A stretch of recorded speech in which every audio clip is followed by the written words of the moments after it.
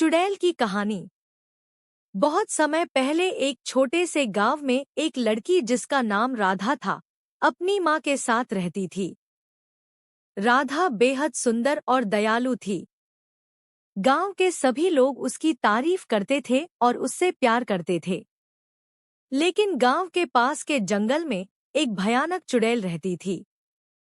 वह चुड़ैल बहुत ही खतरनाक और डरावनी थी। एक दिन राधा की माँ बहुत बीमार हो गई। गांव के वैद्य ने कहा कि उसकी मां को बचाने के लिए जंगल के उस पार से एक दुर्लभ जड़ी बूटी लानी होगी। राधा ने हिम्मत जुटाई और जंगल में जाने का निर्णय लिया। गांव वालों ने उसे बहुत समझाया, पर राधा ने अपने मां के लिए जोखिम उठाने का फैसला किया। राधा जंगल के भीतर बढ़ने लगी।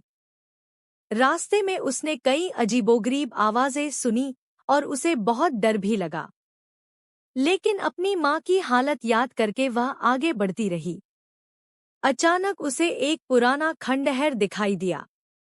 वहां से एक बूढ़ी औरत निकली जो वास्तव में वही चुड़ैल थी। चुड़ैल ने राधा से पूछा, तू यहाँ क्या कर रही है? राधा ने सारी बात चुड़ैल को बता दी। चुड़ैल ने हंसते हुए कहा, तूने मेरी शर्त मान ली तो मैं तुझे जड़ी बूटी दे दूंगी। राधा ने पूछा, क्या शर्त है?